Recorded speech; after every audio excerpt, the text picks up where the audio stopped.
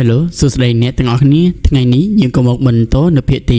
21នៃរឿងកំពូលអ្នកប្រយុទ្ធគ្មានគូប្រៀបរបស់យើងបន្តហើយមុននឹងចូលដល់សាច់រឿងកុំភ្លេច comment រូបបេះដូងឲ្យ admin ម្នាក់មួយផងសាច់រឿងក៏បានចាប់ផ្ដើមនៅពេលនោះដែរគ្រូសាលម្នាក់នោះក៏បានដឹងថានៅទីនេះប្រកាសជាមានមនុស្សប្រើនៅវិជាបំបាំងភ្នែកហើយក៏លេចមើលចៅហ្វាំងឯនេះវិញការបិទបាំងរាងកាយរបស់គេក៏បានចាត់ដល់ពេលវេលាផងដែរគេក៏បានធ្វើដំណើរចេញពីទីនោះយ៉ាងលឿនមិនទាន់ចេញផុតពីទីនោះណាគ្រូសាលម្នាក់នោះក៏បានប្រើនៅវេទមន្តរបស់គាត់គឺធ្វើឲ្យចៅហ្វាំងឡើងប៉ើងហើយនៅពេលនោះដែរវិជាបំបាំងភ្នែករបស់ចៅហ្វាំងក៏អស់ប្រសិទ្ធភាពរាងកាយរបស់គេក៏បានលេចឡើងហើយមនុស្សនៅក្នុងកោសម្ព័ន្ធពួកគេមិនគួរឲ្យជឿថាចៅហ្វាំងអាចបំបាំងនៅភ្នែករបស់ពួកគេបានដូច្នេះហើយពួកគេក៏បានឡោមព័ទ្ធចៅហ្វាំងកុំឲ្យចៅហ្វាំងគេចរួចពីទីនេះក្លែកមកមើលចៅហ្វាំងគេក៏បានត្រូវរបួសផងដែរគ្រូសិលម្នាក់នោះក៏បាននិយាយថាទោះបីចៅហ្វាំងប្រើវិជាបំបាំងភ្នែកគាត់យ៉ាងណាក៏ដោយក៏គាត់នៅតែរកចៅហ្វាំងតតែឃើញហើយគ្រូសិលម្នាក់នោះក៏បាននិយាយទៅកាន់ចៅហ្វាំងទៀតថានៅក្នុងកោសម្ព័ន្ធនៃបិសាចឆ្អឹងមួយនេះឬគាត់ជាមេសម្ព័ន្ធដែលមានឋានៈធំជាងគេដូច្នេះហើយចៅហ្វាំងគឺត្រូវដឹងថាតើអ្នកណាគឺជាអ្នកទាប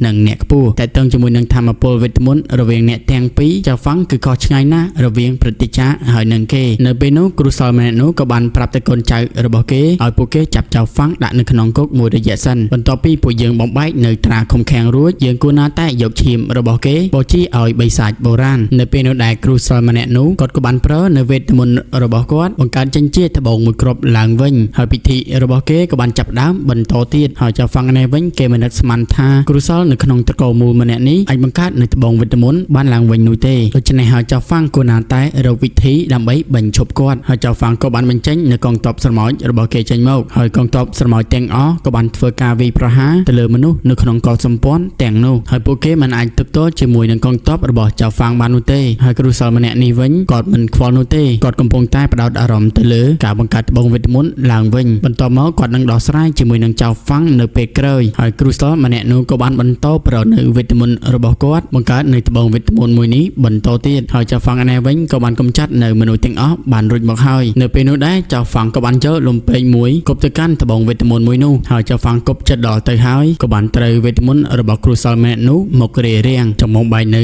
ក្បួនរបស់គេគឺវាមិនងាយនោះទេខណៈពេលនោះចៅហ្វាំងក៏បានសម្រាលខ្លួនរបស់គេទីនៅលំពេងមួយដើមមកចាក់ទៅត្បូងវេទមន្តមួយនោះជាបន្តឃើញបែបនេះគ្រូសិលម្នាក់នោះពិតជាខឹងខ្លាំងមែនទែនក៏បានប្រើនៅវេទមន្តឈើជាត់របស់គាត់ដាក់មកកាន់ចៅហ្វាំងក៏បានធ្វើឲ្យចៅហ្វាំងឡើងក្អួតឈាមហើយចៅហ្វាំងគឺនៅតែគប់លំពេងគេមកសម្ដៅមកត្បូងវេទមន្តមួយនេះជាបន្តទៀតហើយចៅហ្វាំងក៏បានបំបែកនៅត្បូងមួយនោះបានមនុស្សនៅក្នុងកោសម្ព័ន្ធទាំងអស់រួមទាំងគ្រូសិលម្នាក់នេះក៏ពិតជាភ្ញាក់ផ្អើលខ្លាំងមែនទែននៅពេលនេះចៅហ្វាំងក៏បានបញ្ឈប់នៅពិធីរបស់គ្រូសិលម្នាក់នោះបានជោគជ័យហើយគ្រូសិលម្នាក់នោះពិតជាខឹងខ្លាំងមែនទែនហើយសាច់រឿងក៏បានកាត់មកនៅនាងលីណាវិញកំពុងតែធ្វើដំណើរទៅកាន់ជំរំកងទ័ពរបស់គេហើយយើងក៏បានដឹងថានៅក្នុងខ្លួនរបស់គេក៏មានរបួសផងដែរដូច្នេះហើយវាពិតជាពិបាកនៅក្នុងការធ្វើដំណើរនៅពេលដែលនាងធ្វើដំណើរទៅដល់មុខបន្តិចស្រាប់តែផ្ទៃដីនៅទីនោះក៏បានរំជួយការរំជួយដីមួយនេះគឺជាការធ្វើដំណើររបស់កងទ័ពមួយក្រុមហើយក៏មាននៅមនុស្សពីរ3នាក់កំពុងតែអង្គុយនៅលើរទេះហើយព្រះសង្ឃ2នាក់កំពុងតែឈរនេះគាត់ក៏មានឈ្មោះថាលួងឡាវនិងលួងសៀនព្រឹទ្ធាចារ្យម្នាក់នេះវិញក៏មានឈ្មោះថាជូសុនហើយបរិមម្នាក់កំពុងតែអង្គុយនៅលើតុដែលធំជាងគេនេះរូគេក៏មានឈ្មោះថាណាងឈីងនៅពេលដែលពួកគេកំពុងតែធ្វើដំណើរណាងកងលីងក៏បានរត់មកប្រាំងផ្លូវរបស់គេហើយណាងឈីងគឺជាឪពុករបស់គេនឹងឯងនាងក៏បានរត់សម្ដៅមកដើម្បីអោបឪពុករបស់នាងនៅពេលនេះនាងក៏បានជួបឪពុករបស់នាងហើយណាងឈីងដែលត្រូវជាឪពុករបស់គេក៏បាននិយាយថាហេតុអ្វីបានជាណាងលីននឹងចូលទៅក្នុងកោសម្ព័ន្ធបិសាចឆ្អឹងដោយមិនបាននិយាយប្រាប់គាត់អញ្ចឹងហើយគាត់ពិតជាបារម្ភពិតមែននៅពេលនោះដែរនាងក៏បានប្រាប់ទៅណាងឈីនថាសូមឲ្យប្រញាប់ទៅជួយចៅហ្វាំងជាបន្ទាន់គ្រាន់តែលើឈ្មោះថាចៅហ្វាំងបែបនេះនាងក៏មានការភ្ញាក់ផ្អើលពិតមែនព្រះសង្ឃទាំងពីរនាក់នោះក៏បានសួរទៅនាងថាតើនាងស្គាល់ចៅហ្វាំងតាមែនទេហើយនាងក៏បានប្រាប់ថាចៅហ្វាំងគឺជាសិស្សរួមគ្រូតែប៉ុណ្ណោះហើយរូគេក៏បានជួបចៅហ្វាំងពីមុនរួចម្ដងមកហើយក្រៅពីនេះគ្មានអ្វីតាក់ទងគ្នានោះទេហើយឥឡូវនេះចិនសៀនគឺជាគូដណ្ដឹងរបស់ចៅយិនជុងដែលជាម្ចាស់ដល់វ័យក្មេងនៃគ្រួសារចៅ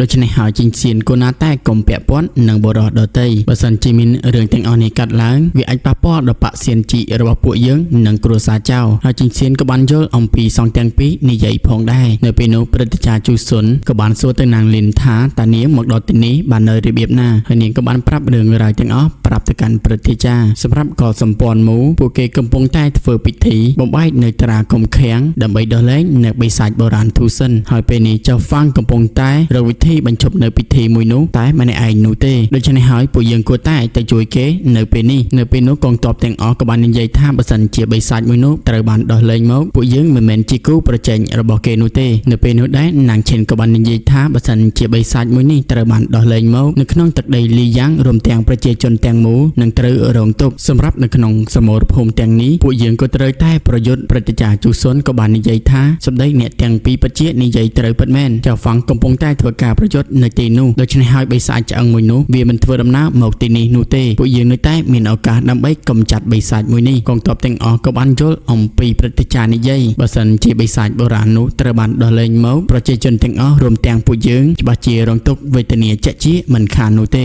ដូច្នេះហើយពួកយើងគឺត្រូវតែប្រយុទ្ធហើយពួកគេក៏បានស្រែកហូទាំងអស់គ្នាកម្ចាត់បិសាចបុរាណដើម្បីការពារមាតុភូមិរបស់ពួកយើងខណៈពេលនេះនាងឈិងក៏បានបញ្ជានៅកងទ័ពទាំងអស់ត្រូវតែធ្វើដំណើរទៅចលងភ្នំបិសាចមួយនោះហើយកងទ័ពរបស់ពួកគេក៏បានធ្វើដំណើរទៅកាន់ទីនោះទៅហើយពួកយើងក៏បានឃើញថាក្បួននៃកងទ័ពរបស់គេពិតជាច្រើនខ្លាំងមែនទែនខណៈពេលនោះដែរសងទាំងពីរក៏បានប្រាប់ទៅជីងសៀនថាសម្រាប់ភារកិច្ចរបស់ពួកយើងគឺត្រូវធ្វើដំណើរទៅរាជធានីដើម្បីបង្កើតនៅពិធីមង្គលការមួយហើយខណៈពេលនេះរាជវង្សណាងក៏ជួបនៅរឿងដ៏ធំមួយពួកយើងគួរណាតែចូលរួមជាមួយនឹងពួកគេក៏ប៉ុន្តែជីងសៀនត្រូវចាំថាហើយរឿងទាំងអស់នេះមិនមែនជាភារកិច្ចរបស់យើងនោះទេក៏ប៉ុន្តែបើបិសាចមួយនេះអាចបំបែកនៅកំណត់ត្រានៃការឃុំឃាំងបានវាពិតជាមានហានិភ័យទៅកាន់មនុស្សនៅក្នុងលោកដូច្នេះហើយពួកយើងមិនអាចទទួលយកនៅហានិភ័យមួយនេះបាននោះទេហើយជីងសៀនក៏បានយល់អំពីសងទាំងពីរនិយាយផងដែរហើយសាច់រឿងនៅភាគទី21នេះក៏បានចប់នៅត្រង់ចំណុចនេះសូមរងចាំទស្សនានៅភាគបន្តទៀតអរគុណអ្នកទាំងអស់គ្នាបាយបាយ